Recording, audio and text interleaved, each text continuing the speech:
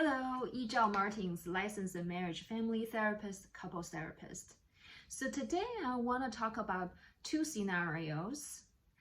One is a public setting. At a public setting could be an annual holiday party. It could be a birthday party. It's something on the fancy side with wine and caviar, and then you and your date are present at this dinner party. So you already have some ideas and suspicions that your date could be on this end of the ADHD continuum. And as you're having this dinner party, talking to other people, socializing, your date disclosed something private about you. Let's think about something like, say, your sexual preferences, something you will talk about in the bedroom. But they disclosed it with your dinner mates at the table, and you feel so embarrassed, and you feel upset, and you're hurt, and you're just wondering, what's wrong with you? Why would you share something so private about me with other people at this setting? It's like as if you don't have a filter, and then you start wondering if it has something to do with your ADHD. That's scenario one. Okay, scenario two.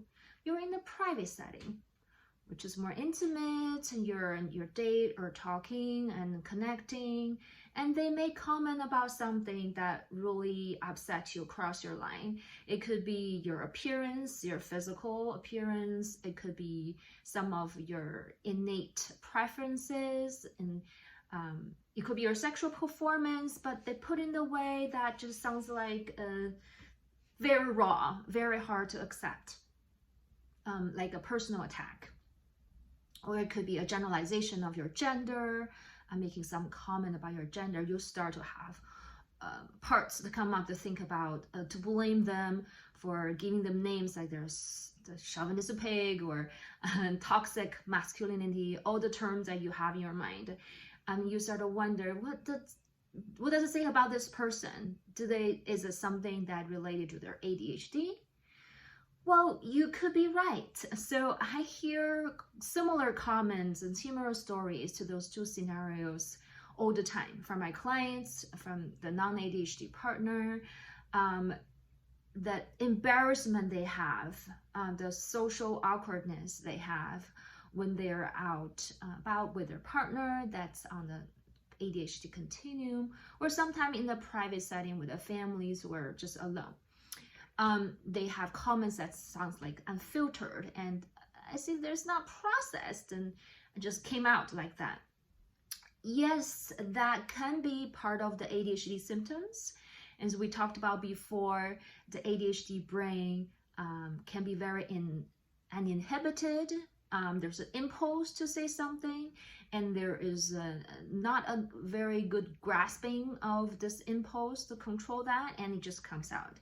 And then later they regret, and they hurt other people's feelings, and they cause social embarrassment.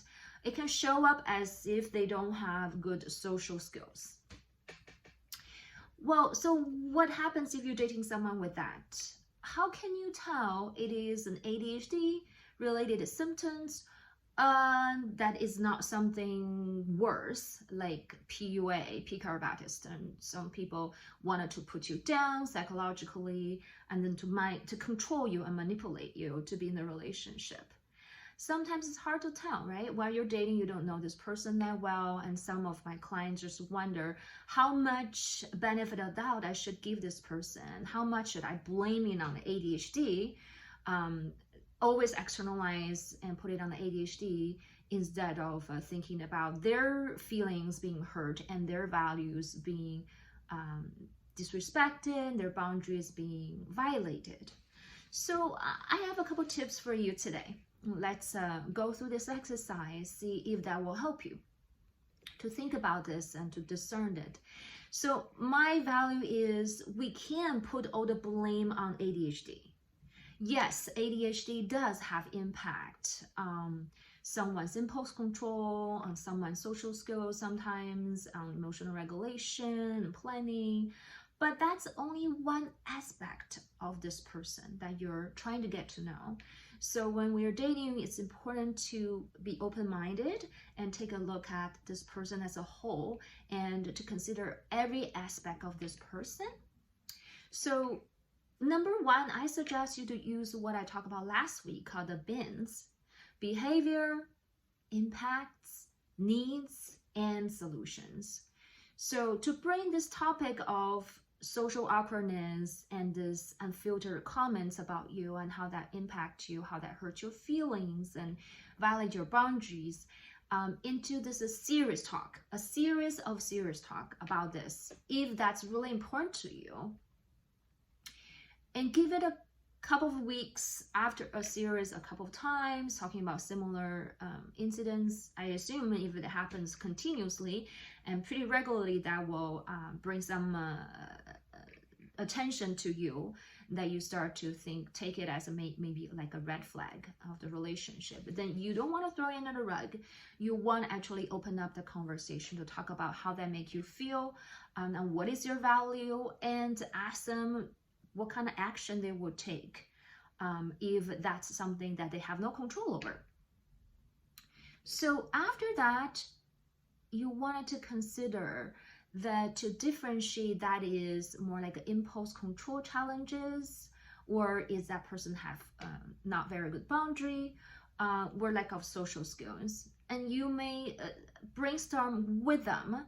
That's the last part, the solution, right? Brainstorm with them. How do they improve this dynamic that causes you so much pain, and then so much hurt feelings? But either way, now you have done your job. If you follow through with the bins, you have done your job to let them know your values and your feelings, and you being vulnerable, and to share with them what's important to you. And now it's up to them as for how much they have the resources to improve themselves, to grow, and how much do they care about whatever that impulse control or lack of boundary, how that impact your relationship, and if that's important to them. And I want also to ask you how important that is for you.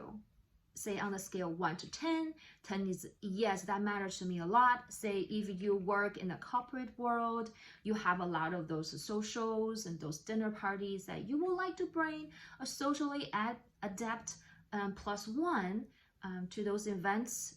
It's a part of your professional networking. And then you may consider if a partner like that, ADHD or not, with these traits, cause some embarrassment for you socially, might be a good fit for you for the long term. Or maybe you don't think that's a big deal. You think, well, I can have other friends who are socially really skillful and elegant to bring to those parties, and I prefer to be with my partner at home, even though sometimes they don't say the right things in those social settings, right? So what I'm trying to say is ADHD is only one aspect of this person. And if you decide, besides it's socially awkward and a little bit impulsive, saying things that's not always politically correct and make you happy, that they have other attributes that you value so much, that you enjoy your time together, that you don't mind to tolerate this aspect of them. So, and it become a bigger problem when the non-ADHD partner tend to have a part of them that's very sensitive to comments that can be perceived as criticism, right? If this partner has a big part and then saying, I'm not good enough, and when they hear someone is making a snarly comments or can be construed as criticism or picking on them, that can really blow up in the long term. I often see people at the beginning of dating, they don't say it and they just decide to let it slide, and they give it excuses and they give their own interpretations, and they don't bring up, they don't talk about what's the impact on them and what kind of relationship interaction they would like to have. And as time goes by, they start to accumulate all those incidents until one day they explode with all the past and all this incident. They start to lay out almost like a case study of collect all the data until they present the case to their date and saying, well, you haven't been respecting my boundaries. You have been, calling me names. You have been, you are a pickup artist, and, all the criticism coming from the part of them that's blaming and criticizing, right? Like a victim. And then the relationship really suffers. Some of them can not survive this huge conflict and disillusionment, and they break up. So it's so important for you to be aware, to get educated on how ADHD can impact one's brain and their behavior, but also to discern, really to put on your curiosity goggle to study, well, is this part of the ADHD brain, or is that part of something else? Like I mentioned, for some people who are passive aggressive, or with the covert narcissistic features, and they may not say anything when they don't agree with you, but at some point it may come out as this backstab and this low blow comments, and that to express their disapproving and to express their aggression that comes from a different time. So you wanted to differentiate that from someone simply just have some impulse control challenges. And I know it's very difficult to differentiate and to discern, and that's why you want to collect your data and keep yourself being yourself and being neutral, and open up conversations and really listen and observe, see what are their responses. If they're really genuinely apologetic for lack of impulse control, and they say those things and they feel horrible about that, but it seems they're having a hard time just to put a break on, well, it might be a good time to explore some stimulants. If they're on the ADHD spectrum or continuum, stimulants and other medication has proved to improve mood regulation and impulse control.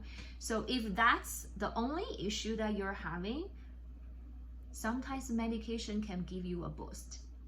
But if this is more like a character traits that they tend to use pull downs, gentle pull downs, or backhand stabs in order to get the power up, that shows more like on the narcissistic spectrum.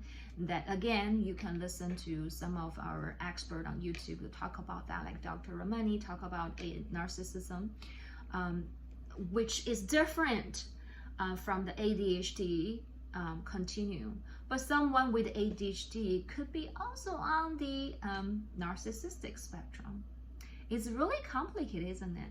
So until next time, we'll continue to explore those symptoms that seems like ADHD symptoms that's bothering your date and that's puzzling for you. You don't understand why they behave certain ways, that you don't know if you should continue with this relationship, and get your thinking going and keep your eyes open and keep your heart open as well.